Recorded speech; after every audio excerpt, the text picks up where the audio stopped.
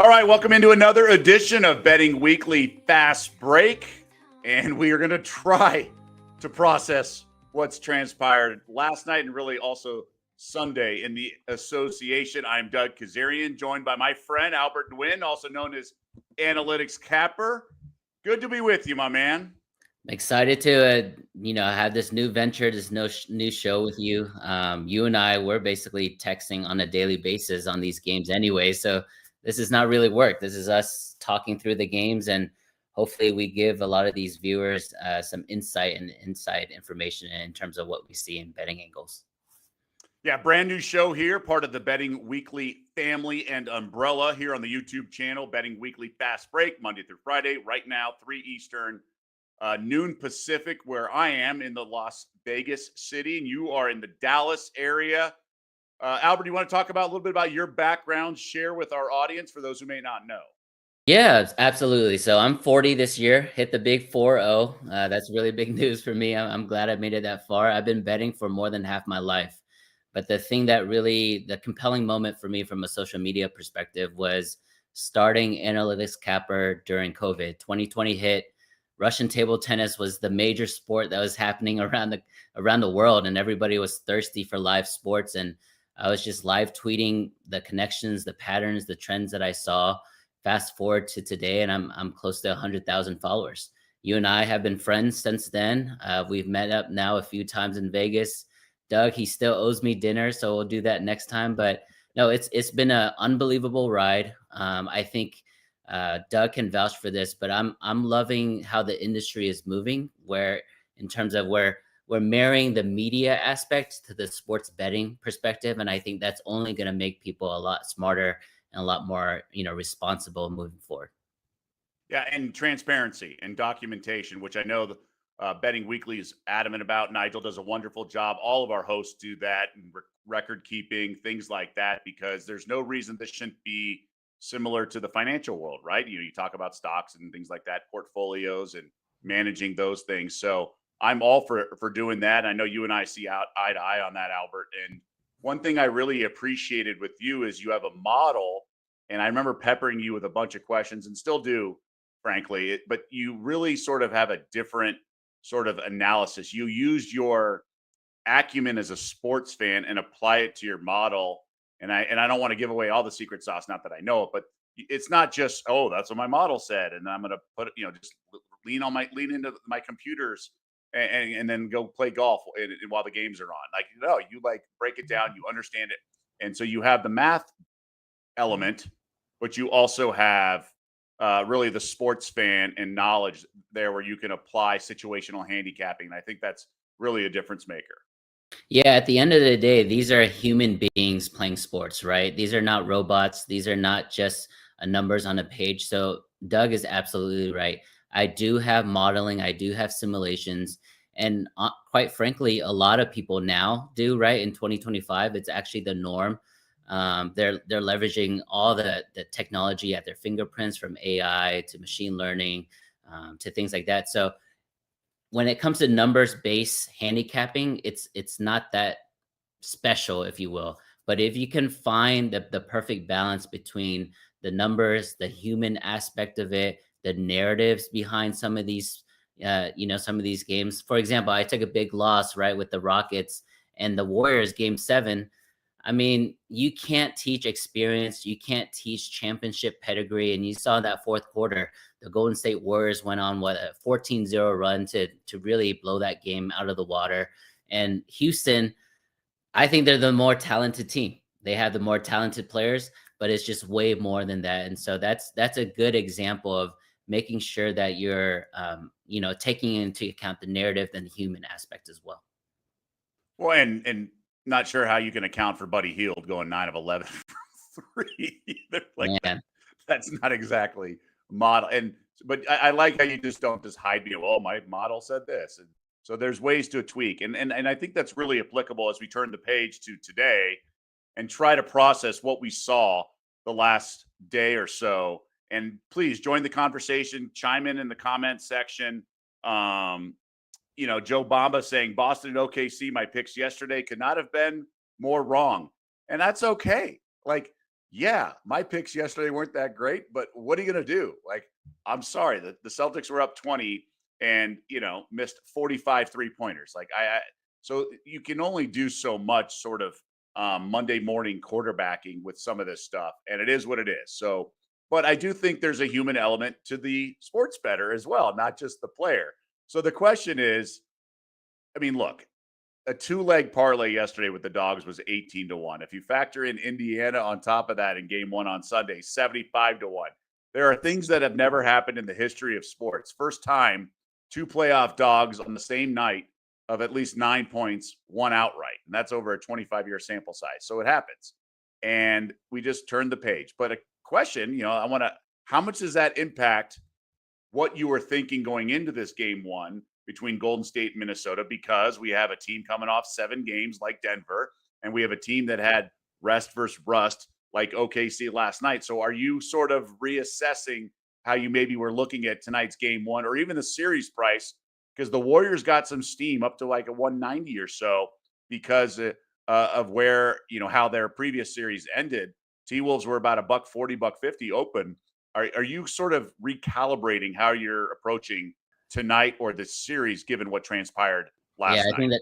I think that's a great question, Doug. I mean, in a vacuum, when you're looking at it from a mathematical perspective, it should be mutually exclusive, right? The previous game should in theory have no effect or impact on the current game. But that's not just how reality works, right? We do know that these teams are coming off, grueling 7-game series. We do know these teams that are heavily favored, down 0-1. So there's going to be a lot of desperation, right, for these teams, especially the ones that are down 0-1. I would say it does impact. It does impact it, and we're gonna get to it later. But I do like both favorites tonight. Yeah, I mean, look, I just because a trend or the zigzag theory or whatnot didn't deliver one night, it doesn't mean. I mean, that we never thought the trend was 100%, right? So the 60 something percent teams coming off a game 7, blah blah blah, and the Nuggets were on the ropes a couple times. Like it Sure. was 10, Yeah. it was 13, offensive rebound, huge three. I mean, it was right there. They were down 10 at half. So it's not like this was a nail biter the whole way. And OKC choked as much as Denver deserves credit for coming back.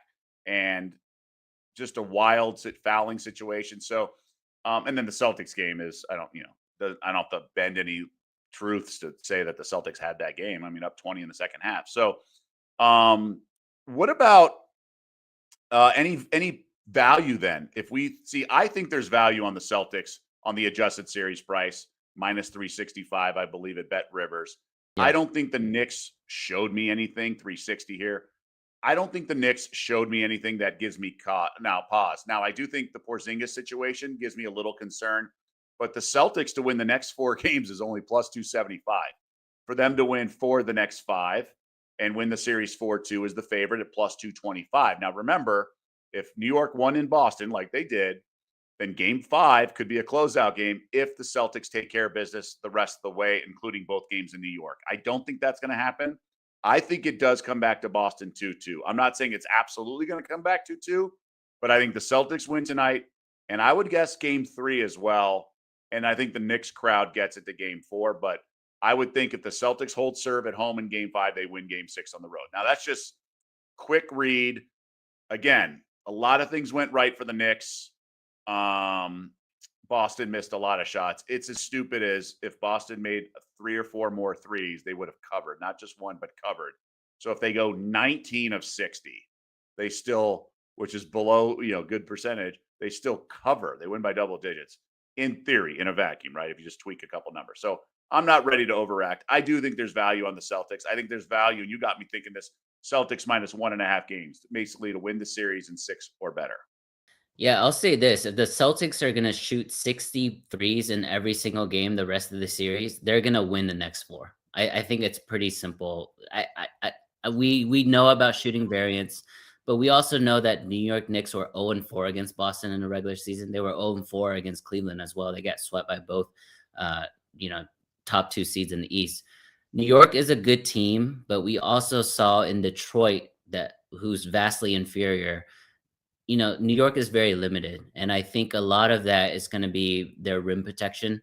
One thing that really frustrated me, even though I was a Knicks backer last night, thankfully, that the thing that Jason Tatum did in the fourth quarter, he would dribble, he would dance a little bit, take those step back threes. If Precious Achua is trying to protect the rim, or a Cat with 5 fouls, I mean, take it inside, right? At least get a couple free throws, and that would completely change the game. And it wasn't like he wasn't able to get free. He shook Josh Hart a couple times. He got around OG a couple times. He just didn't go all the way. He stepped back. So I do think he's going to make a little adjustment there. I'm not the biggest Jason Tatum fan, but I think he's great enough to see those and make adjustments in game 2, 3, and 4. I do think a great bet is Boston minus 1.5 games. That still means that it can go 5 or 6. And I think that's a lot of value at minus 115 for a vastly, vastly superior team. You mentioned it potentially going back to 2. That's tough because we know Boston. Okay, this is how I read it, right? Quick read. Boston's going to come back. Very easy game 2 win. New York's already happy, right? They already got the split on the road. They took back home court. One of the games in Madison Square Garden is going to be really, really close, either 3 or 4. And if it's 3 and Boston wins on like a buzzer beater, then I think the series is pretty much over. I wouldn't expect the Knicks to come back to win game 4 down 1-2. That's my read. The reason I say that, and Doug's gambling rules in the NBA playoffs, it's really tough to cover 3 straight games. Mm-hmm. That's why teams down 0-2 typically do well. We saw Memphis. I mean, they were killing the Thunder, if not for Morant getting hurt. But it's just really hard to cover 3 straight. Like Denver Clippers, right? Clippers lose game 1, get game 2, get game 3 in a blowout. They're 6.5-point home favorites, and they lose outright. It's just really hard to maintain the aggression and the intensity and the execution, and the other team's likely to make adjustments, whereas the team that's won back-to-back games is not going to change anything. What they got is working. So it's just really hard. So maybe they win but don't cover that game 4, something like that. You're right. I still think it's a lopsided mismatch. I guess my question is Porzingis. But you're right. They foul Robinson. He's unplayable. They have no rim protection. Towns, they were getting to switch picks and getting him in foul trouble. Barkley did a nice job breaking that down at halftime of yesterday's game. So this could still be a 5-game series. So I'm with you. I'm going to officially play that minus 115. Did you say so? Minus 1.5 games, minus 115. I'm going to add that to our sheet. Thunder Nuggets, before we turn the page to tonight's action, any opinion there? I think Denver has much better chance than I gave them credit for coming into this series. I do like how OKC defended Denver defended SGA late, and basically were saying someone else has got to beat us. They ran a second defender, and that team defense adjusted, and they kept Porter on the bench because his defensive liabilities. So I like this Denver sort of aggression. They attack. Jokic is a bucket when they need it. I like OKC team, but I also worry about them. If Caruso doesn't do what he did, maybe they lose in regulation convincingly. So I think this is a good series. I think OKC still advances, but the Thunder are in for a dogfight. I worry that last year's bugaboos are still going to rear their ugly head this year, even with the different personnel they have, particularly at the center position. Yeah, my 2 cents on this series is to not overreact. I think OKC has been the best closing team throughout the season. And that was an ending last night where I believe Denver went on a 17-6 run to win and steal that game. I don't think that's going to happen again. I know Denver has amazing closers, and they also have the championship pedigree, right? In the last 4 or 5 seasons, they've been in this situation several times. I think the limiting factor for OKC is that their number 2, which is Jalen Williams, is just not a great number 2, right? If they can upgrade that number 2 position, that is a bona fide championship team. Although they guarded SGA and sent doubles, he still scored over 30 with ease. I think he's going to be able to get 30 with ease the rest of the series. But I would say put some respect on on SGA's teammates, because they've been in this position before throughout the season where teams just run at SGA and the other players have to make plays. I think they're going to be able to do it. But I would say this: if they go down 0-2 They lose both games at home. Man, we might have to look at what the sweep odds are, because do you expect this really young OKC team to go on the road in elevation to come back from an 0-2 deficit? Man, that is tough. Well, did the T-Wolves do this to the Nuggets last year? I mean, Did. the road team won the first 4 games, if I remember correctly. I would say put some.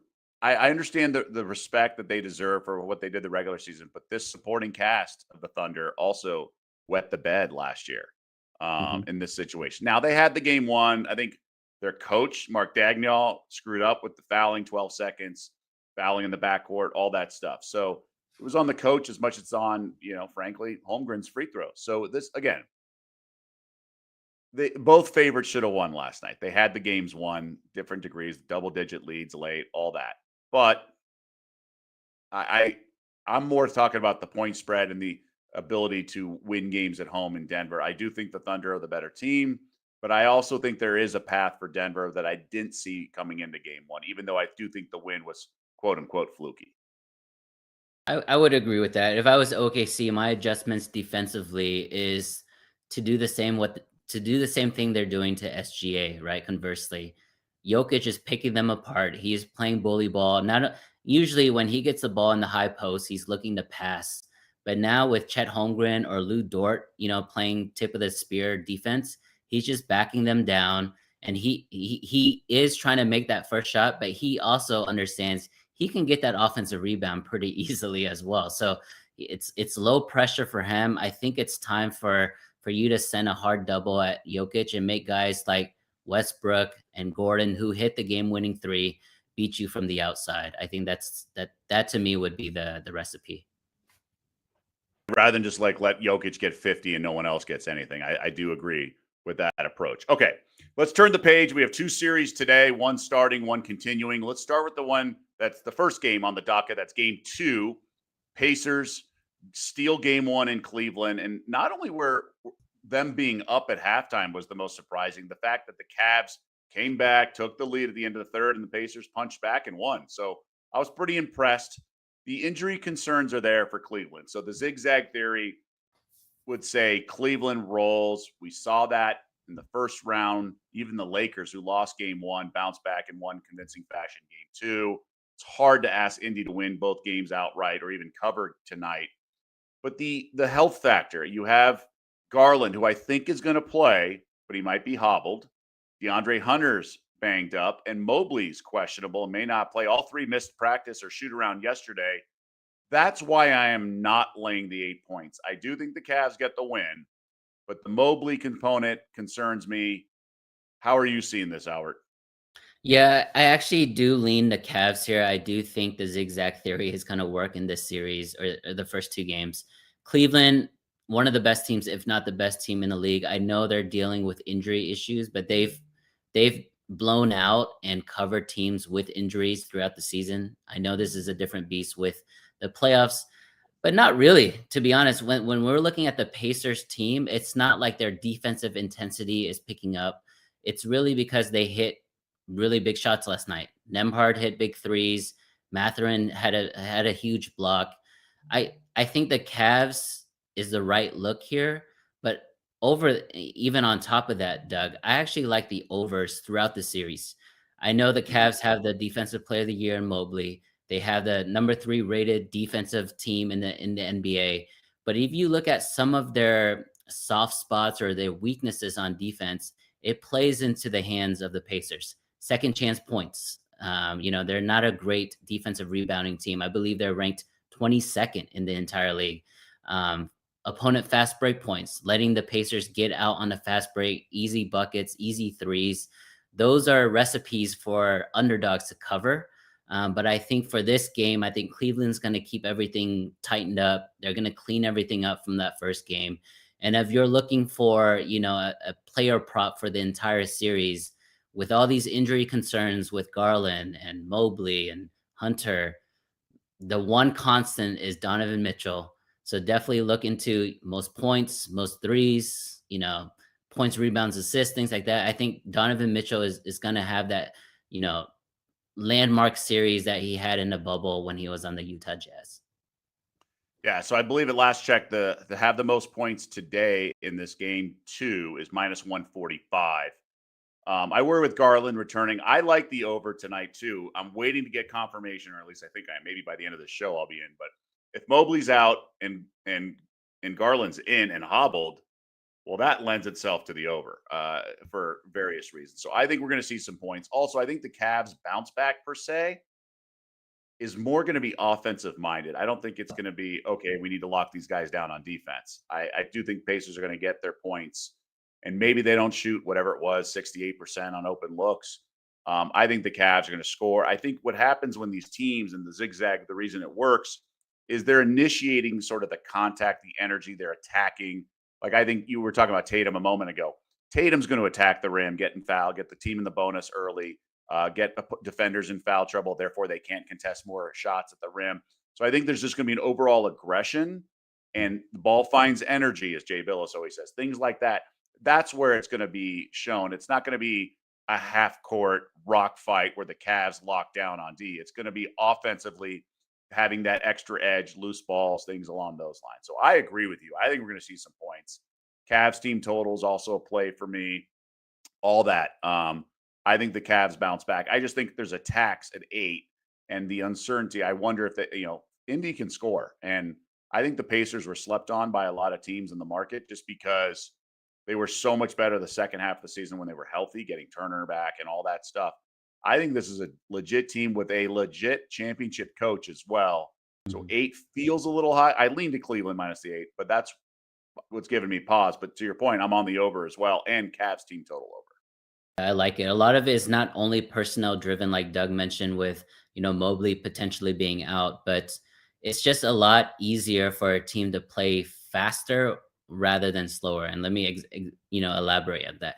The Pacers are going to be running, whether it's a defensive rebound or a made basket. They're going to be kicking the ball forward and shooting quick shots and getting out on the fast break or the mini break.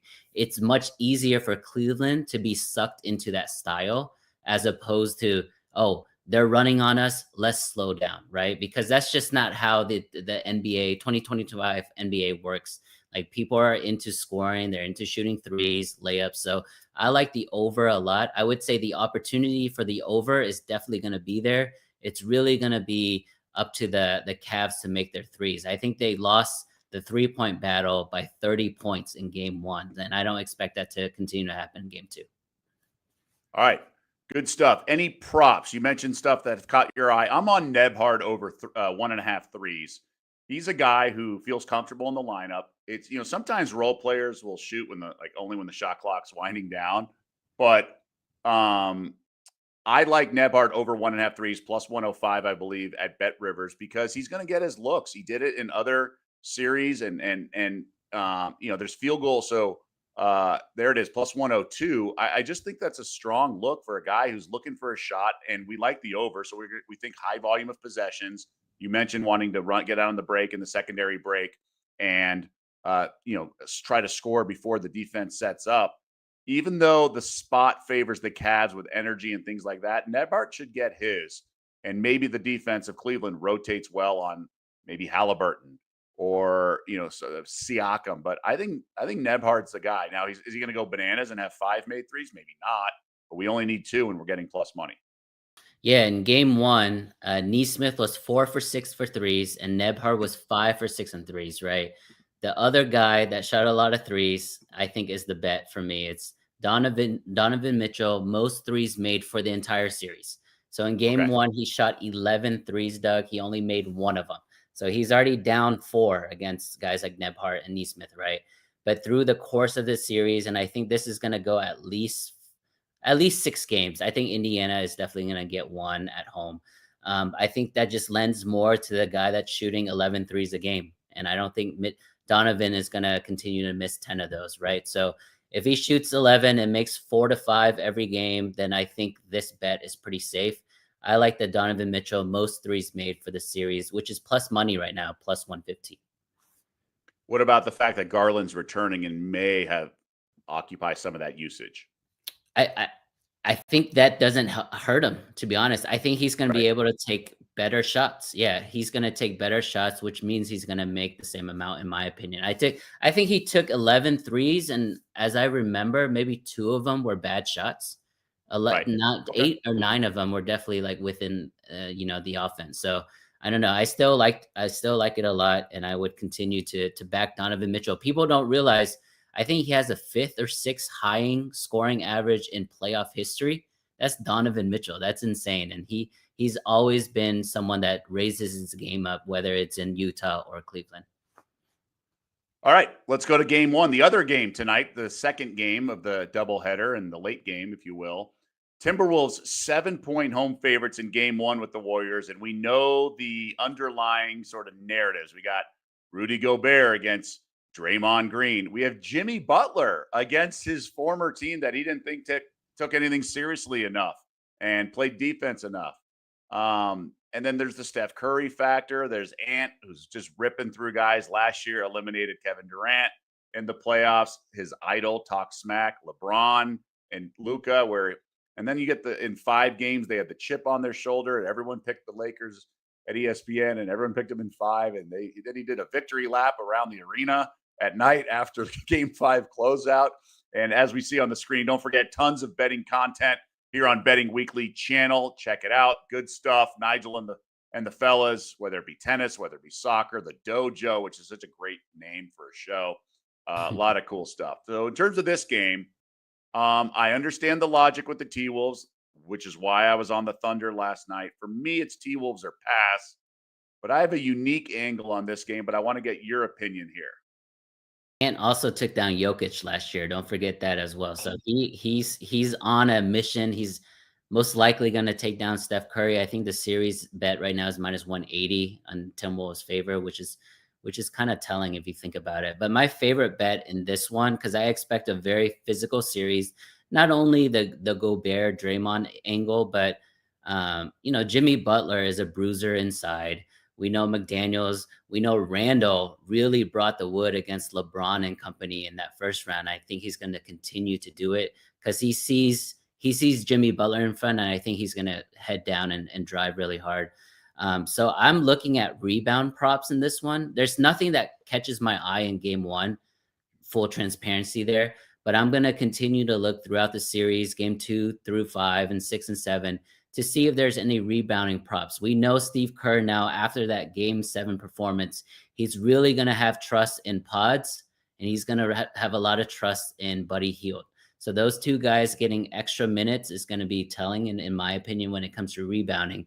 And the other thing, I think that the wild card that he's going to throw in, and he's probably going to wait, because he's one of those coaches that look at historical playoff series and how coaches adjust and things like that. He's going to wait for the Kevin Looney card to play and defend Julius Randle until maybe game 3 or 4. So that's going to be, in my opinion, a good spot for an overs rebounds angle when Looney gets like 20, 25 minutes. But as far as tonight, I am in agreement with Doug. I lean the Timberwolves here. I think this is the one team coming off a 7-game series. They're older, they're super taxed, that maybe they're not going to show up all the way to this game. So I like the Timberwolves. That's going to be an official bet tonight, minus 7. I think the T-Wolves do pull away in the factor. I just worry that because Denver wasn't exactly taken down to the wire in game 7 because the Clippers rolled over.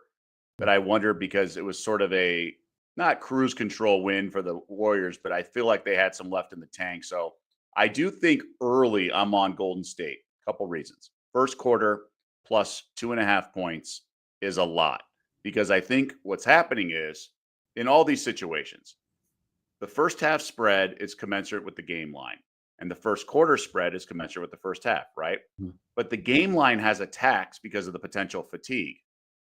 But that fatigue's not really pronounced in the first quarter.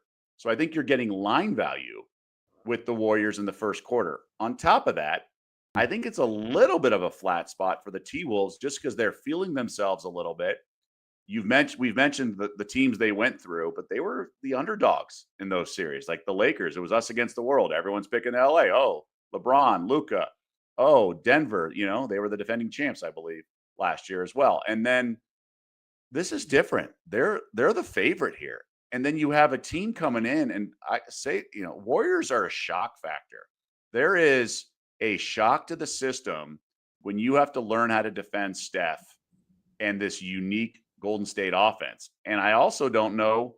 Chris Finch is an excellent coach. I don't know if they know who's starting for the Warriors. Remember, mid-series with the Rockets, they inserted Buddy Hield into the starting lineup and replaced Moses Moody. They were also starting Draymond at the 5 because they didn't respect the Rockets' front court scoring.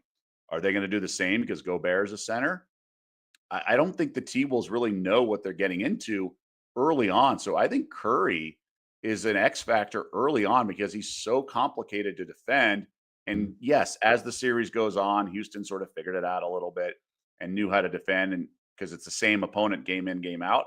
But game one's different. And I like the Warriors first quarter plus 2.5. I like the Warriors first to 15 points. You can bet 10, 20, spread it out. But I like 15 plus 115, right?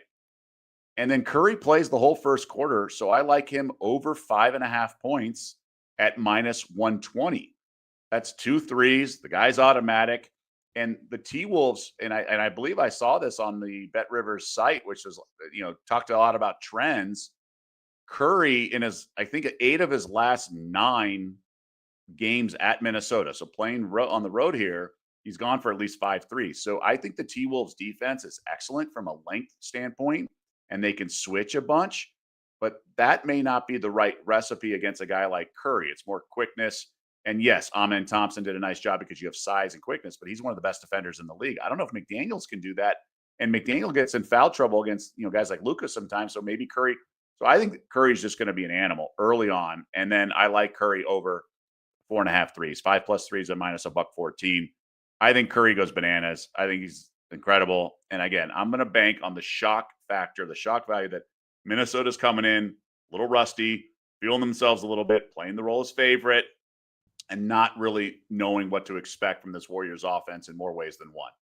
Yeah, I would say not only is it a big shock to have to defend a Warriors offense, but it's a complete opposite of the heliocentric offense that they just defended in the Lakers, right?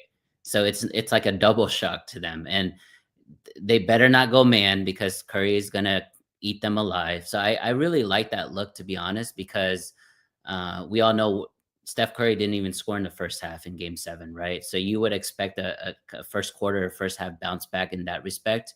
And I would say this: if the Warriors are making this game competitive, I know you mentioned Minnesota potentially pulling away there, but this team with all that pedigree and that veteran savviness and all that, if they see that there's a little bit of opportunity, they're gonna go for it. They're gonna go all Yeah. in and go for it to steal this first game and steal the home court advantage. But what an interesting series, because we had the 6th and the 7th seed, facing each other off in the second round, which it's a really rare thing. I've followed basketball in their entire lives, and for them to not only the second and third seed to not only lose, but lose in that fashion, blowout in Game 7, and Lakers lost in 5 games. I mean, we haven't seen it. We talked about this offline, but this has been an incredible Right. playoffs already, and it's only been one round. We want you to join the conversation. We're going to get to some comments, but please join in and let us know your thoughts, whether questions for tonight's games, maybe prop angles, or just your opinion and how the playoffs have unfolded so far and how great this has been in our eyes for the NBA postseason. A play that I wish I brought up on the show yesterday. Now I'm glad we didn't because both favorites lost. It's a very common play in a day like this. Money line parlay, T Wolves and Cavs tonight. You're looking at minus 120 range. It's hard to go against it given the desperation of Cleveland and the potential fatigue of the Warriors. I would probably pull the trigger the more I think about it, because I do believe in Cleveland and then Minnesota. But I know I like Golden State early. How would you get involved in that money line parlay? I would, because I mean, I like both favorites tonight anyways, but would your mind change, Doug, if there was no Darius Garland? Whew. Yeah. Well, I love Ty Jerome in that second unit, but I just think you have more margin for error by playing Garland. Now, I do think his defense will be limited. but I want Garland to play, and I think he's going to play. He said he's going to give it a go. Now it's not always his call. Sometimes it's the training staffs or the coaches or whatnot, management. But I do think he's going to play. I actually do not think Mobley's going to play. My gut tells me Mobley's going to be out. Yeah, a good sneak peek into that is D Darius Garland is in all of the player props, Okay, in all of the major sports books. Mobley here or there, and then I don't see any DeAndre Hunter, so I most likely think he's out. But yeah, that's interesting. As far as the money line parlay, and you know me, I'm not a big parlays guy, but I do right. feel a little safe with those two teams. Um, if if if I see an underdog winning, which one of the two? Man, I don't know, I man. think Warriors. I think Warriors. Yeah, I think it's gonna be a chalky night. We haven't had those in a while in the NBA. I think it's gonna happen tonight. Well, and just think about what it took for both those favorites to lose. This wasn't a wire to wire victory by New York or Denver. Denver hung around, they stayed attached, but these were collapses in many ways. I mean, Holmgren missing the free throws, the silly fouling by Dano or Darno. I always butcher his name. Um, I mean, this what happened with the Celtics in the second half was pretty strange. So I would actually think yesterday's results make me even more inclined to lay the money line parlay. So I'm going to add that minus 120 money line parlay, both chalk tonight. 127. Okay, there you go. I knew it was around 120. So minus 127 at Bet Rivers. I think you lay it. And the way we do things, I do think, risking 1.27 units to win 1 unit is Same how here. I'm approaching it. Otherwise, I think underdogs get too much value. It's when you do the money lines. But yeah, and I guess we're going to read a couple questions. I want to ask you about a prop because I know you mentioned Donovan Mitchell, T Lynch. Thoughts on Mitchell? 30 points, minus 115 seems square, but we've seen his volume go up in competitive games, and now more injuries for the Cavs. Seems like another night with 20 plus shots. You mentioned the 3-pointer attempts, the 11 in game one. Do you like Donovan Mitchell at 30 plus points? I do and I don't. And the reason why I don't is because I actually don't like the star player over, especially on games where we expect it to be a pretty easy win. Like if in an ideal situation for Cleveland, right? They're 7 or 8 point favorites. They win this game by 20. Donovan Mitchell should have at most 34, 35 minutes. If he's at that number, I don't think you're gonna, see 30. Obviously, he could be like SGA and get 30 points in 3 quarters, right? Like that's what SGA has been doing the entire season. So I see that as well. But Doug made a very, very interesting point earlier is with the return of Darius Garland, 90% of his effort is going to be on the offensive side of the ball, right? Especially being the injured the way he is. So he's going to take some of that usage away from Mitchell. I think if you're liking Mitchell, I would probably bet him more for the series, in my opinion. That's why I like the most threes for the series and not this one game because I expect a blowout. That's a good point. The blowout can get you. So maybe first half points, but Mhm. the ball finds energy. And if guys are cutting and things like that, Mitchell's does not going to be a ball hog necessarily. Mhm. But yeah, I mean, that's why I'm on, the team total over. So all right, so let's recap our bets unless I see any other. I mean, we have Joe Bamba chiming in. Westbrook showed up. Credit to him. I agree. He also likes OKC to even up the series. They just blew the lead, not happening 2 times in a row. Same with Boston. So look, we have different guests on different nights. So I wanted to get your opinion on Boston and things like that because you're not on the show tomorrow and you're on the show later in the week in baseball. But I wanted to get your opinion because I do think there is a component where, honestly, like how the games unfolded last night are making me more inclined just to bet the favorites again tonight because I think Yeah. it was that bizarre of an outcome.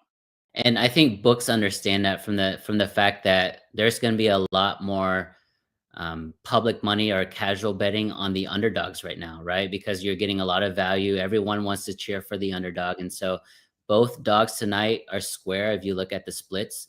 I know Doug doesn't really focus on that, but it's an important component when you're making your ultimate decision. And so it's going to be very rare.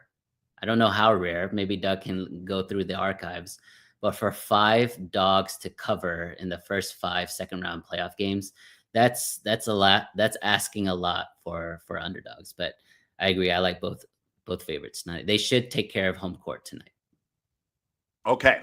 So let's recap our plays, just going through things. I added Boston minus 1.5 games in the series, minus 115. I believe you did too as well. Thanks for getting me interested in that. As for tonight, I'm on the over, and then I'm also on the Cavaliers team total, and I'm stretching out my conversation because I'm trying to look it up exactly what it is. I'll come back to that, but the Cavaliers team total over as well, and then Nebhart over 1.5 threes plus 105, I believe. And then all those Warriors bets I alluded to, first quarter, 1 to 15, Curry first quarter over 5.5, and Curry 5+ made 3-pointers. I think the Warriors are the right side early on. At least I hope to deliver in that regard. What about you, my friend? The Cavs team total is 118.5, by the way. Thank you. Yeah. So for me, I like the Boston 1.5 games for the series. I do think it goes 5 or 6 with Boston winning. I don't see a 7th game, so I'm safe there.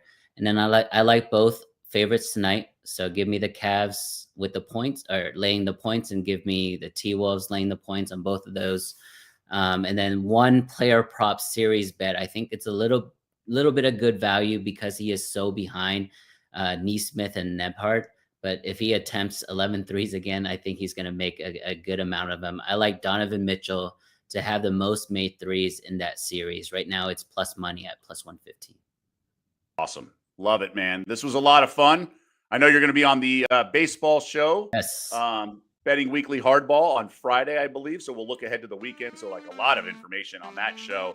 But really good stuff today, man. It was great to catch up, and I'm glad more listeners and more of the audience got to learn about your craft and your approach to all this, because I think it's really interesting. Appreciate it, Doug. It's just show one of many. We're going to continue to do this and make a lot of money for everybody. That's the goal. You got it, bud. And thanks to everyone for tuning in. Again, Betting Weekly Fast Break, 3 p.m. Eastern, every single weekday, a rotation of professional handicappers and professional bettors. And hopefully a lot of winning picks, but a lot of good analysis and insight, just like we had today. And everything's on the Betting Weekly YouTube channel. For Albert Nguyen, I'm Doug Kezirian. We'll see you back here next time.